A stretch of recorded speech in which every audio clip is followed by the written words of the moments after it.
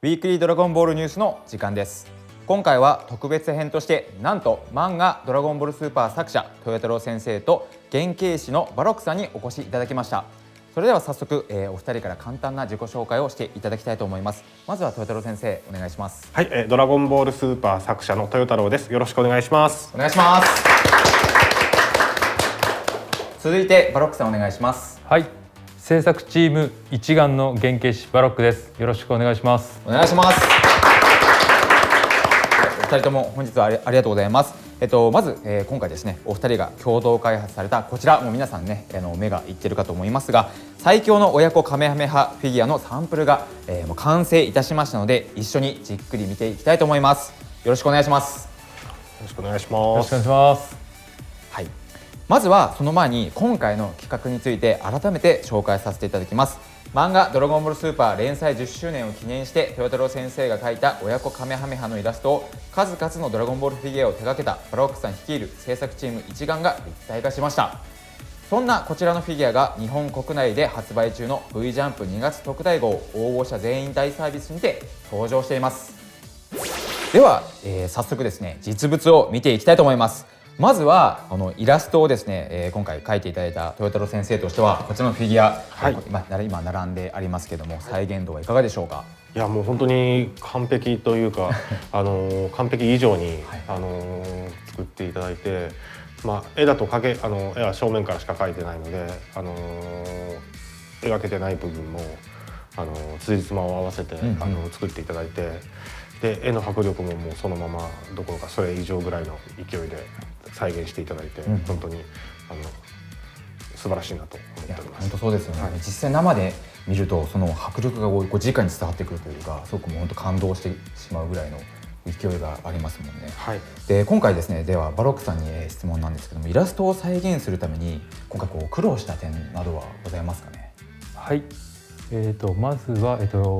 両方悟空とご飯どちらもなんですが、足の引き方、はい、とか、前足の出し方、そこら辺を、豊太郎先生のイラストを再現しつつも違和感がないようになるべく破綻しないように再現するのがまだ一番ちょっと難しかったかなというところです。はい、今こちらですね皆さんは正面の角度から見ていただいていると思うんですけども、せっかくですので今回いろんなさまざまな角度からですねこのフィギュアを、見ていきたいと思います。ではですねお二人からいろんな角度でですね気になるポイントとかあれば、お話しいただきたいと思うんですけども、まずは豊太郎先生気になるポイントとかありますか。正面絵で描いてたんで、悟空とご飯の手が重なっているような形で、描いてるんですけども、もちろん立体化する時に物理的にはだいぶ前後してしまうっていうのは、なんとなく分かった上で描いてたんですけども、それを見事に正面からはだと一つのエネルギー波を打ってるみたいに見えるのにちゃんと横から前後してても矛盾がないようにバランスよく作っていただいて、で元のイメージがセル戦の時の親子カメハメハをイメージしてるんですけども、あの時はご飯が子供だったので手の位置が比較的近くフィギュア化されてるものが多かったりとか、実際も多分ご飯の手に悟空の手が覆いかぶさるような角度では表現されているんですけども、ご飯が大人になっちゃうとやっぱり手が同じ長さになっちゃうんで、そうするとやっぱ前にニョンって伸びちゃうところをイラストだとごまかせるっていうか、だけどやっぱこうなってしまうっていうことを矛盾なく作っていただいてて、それは横から見ないとわからないことだなと思いますし、あと先ほどセル戦の時の親子カメハメハをイメージしてるということで、左手のダメージとか左手の角度とは絵に描けてないんですけど、例えば手のひらの向きですとか、外側に手のひらが向いてるんですけど、この辺っていうのは原作のそのシーンが子供のご飯でそういう角度だったっていうところを汲み取っていただいて作っていただいてるっていうところで本当にドラゴンボールならではというか、ドラゴンボールで親子カメハメハしたらこういうポーズだろうっていうのが一つ一つ伝えなくても共有できてるっていうのはドラゴンボールならではだなと思いましたし、本当に素晴らしい表現だなと思いました。そうなんですね。絵だと正面だけなので後ろの設定がないので、そこはもう本当にバロックさん任せというか、そうですね、本当に後ろの筋肉とかも、ちょっとせっかくなんで後ろも見て見せられますかね、このね本当例えば筋肉のつけ方もやっぱりドラゴンボールの筋肉はこうだっていう、あれがあるんで、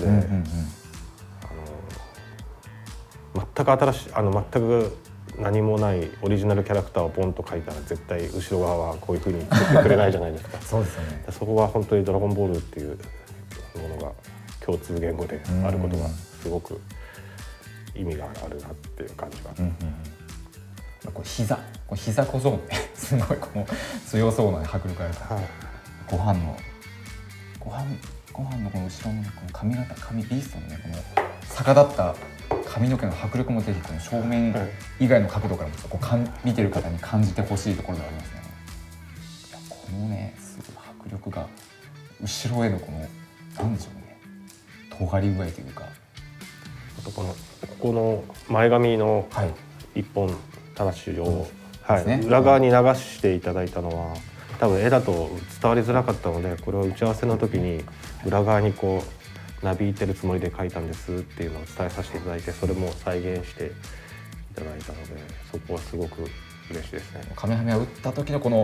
わーっていう衝撃を、こっち側に後ろですよね。衝撃というか風を浴びてる、雰囲気がいいかなと思ったんで、絶妙なバランスで髪も表現して、そうですね。あとこれは絵を描く段階だったんですけど、このまた左手の話になっちゃうんですけど、左手を実はもうちょっと同じような形で前からの風を浴びる感じでちょっと後ろ目に描いてたんですね。外目というか左手も要は衝撃波によって裏側に手がいっちゃってるような描き方で描いたんですけど、そうするとやっぱり力が入っているように見えちゃって、なんていうんですかね、だらんとして左手が使えなくなってます感がどうも出なかったんで、やっぱりほぼ真下に落とす方がここはいいなと思って絵でそれを描いたんで、立体になって横から見るとすごくそれで良かったなと思いました。これが多分手が後ろに伸びてるとなんか力が入ってるようにも見えちゃうんで、そこもバロックさんのことを意識していただいたんですかね。そうですね、そこもなんか最初イラストを見た時に、この位置に来るだろうなとか、この位置にした方が整合性も取れるだろうなとかも考えつつ、進めていました。でもこのビースト正体の孫悟飯がここまでボロボロになるって一体誰と戦ってるのかっていうところはもうありますよね。もうセルマックスを本当に一撃でぶっ飛ばせるほどの力があるんですけど、そこはねやっぱこう読者とかファンの想像に、この多分企画じゃないと通らないような感じはしますよね。本当幻のというか、要は存在しない戦いに対するフィギュアってあんまり今のところ見かけてなくて、何戦の何の時の何なんだろうな、映画の時のあれかなとか、なんかそんなに逸脱してそこにストーリーはないじゃないですか。存在するストーリー上に全部フィギュアってある気がしてたので、これは存在しないストーリー上にあるフィギュアなので、それはすごくやっぱこのタイミングじゃなきゃできないことができたなと思ってすごい満足してます。これまで造形の点でいろいろお話しいただいたんですけども、彩色の点でもこだわりポイントなどございますかね、バロックさん。まずいくつかあるんですが、一つは、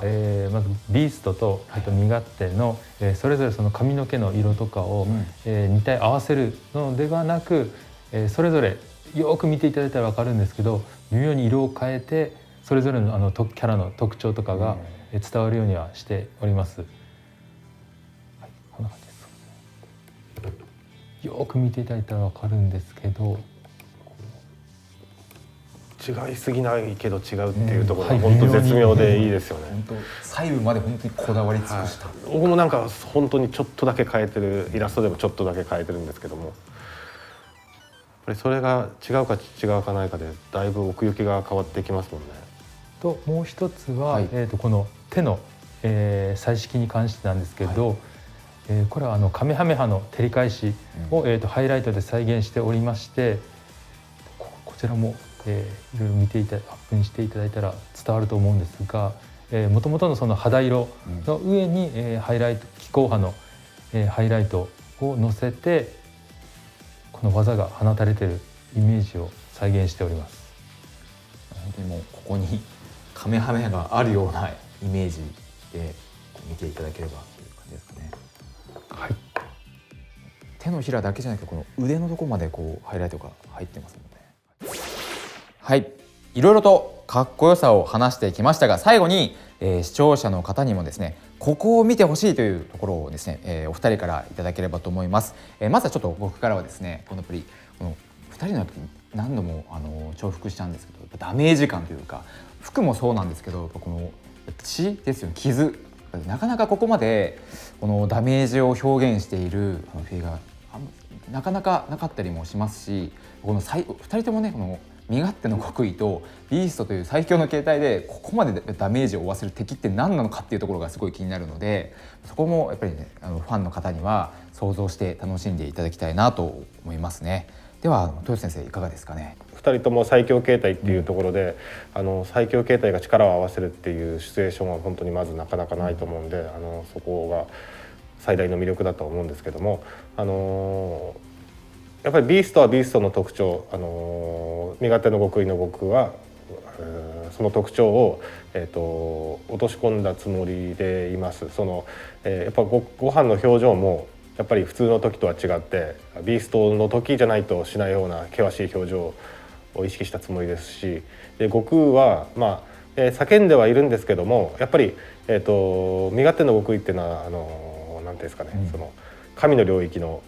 変身なので、そこの神々しさみたいなものもこだわって表現させてもらいました。で特に指先なんですけども、ちょっとヒラヒラさせるようなイメージが身勝手の極意には、自分的にはありまして、手の指をですねこうカメハメハをするときに、内側にこう丸めるのではなくて外側にちょっと反るような、なんとなく手をパーッと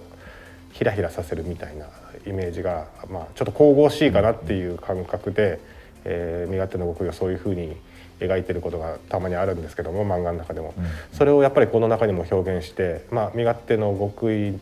の悟空っていうものを表現させていただいたので、本当にこの悟空じゃないと、できない、この悟空とご飯じゃないとできない表情ポーズをこだわって書かせてもらってて、それを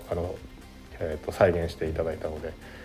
そこが推しポイントです。ありがとうございます。じゃあ続いてバロックさんいかがでしょう。はい、まず豊太郎先生が、普段描く、作画というか、をなるべく追いつつその再現したかったので、まず今回のこの描いていただいたそのイラストだけを、見て、作ったのではなく、豊太郎先生が漫画の中で、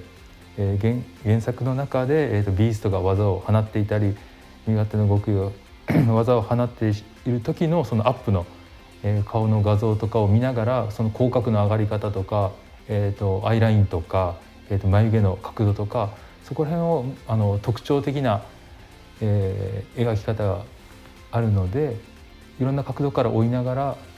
全体的にまとめていきました。ちょっとそこら辺はぜひ見ていただきたいなと思っております。はい、ありがとうございます。今回ご紹介した最強の親子カメハメハマスターライズアウトサイドは V ジャンプ2月特大号の応募者全員大サービスでゲットできます。応募の詳細は本誌をご確認ください。概要は本サイトの記事でもご紹介しています。皆さんもぜひこちらのフィギュアを手に入れてください。ではさようなら。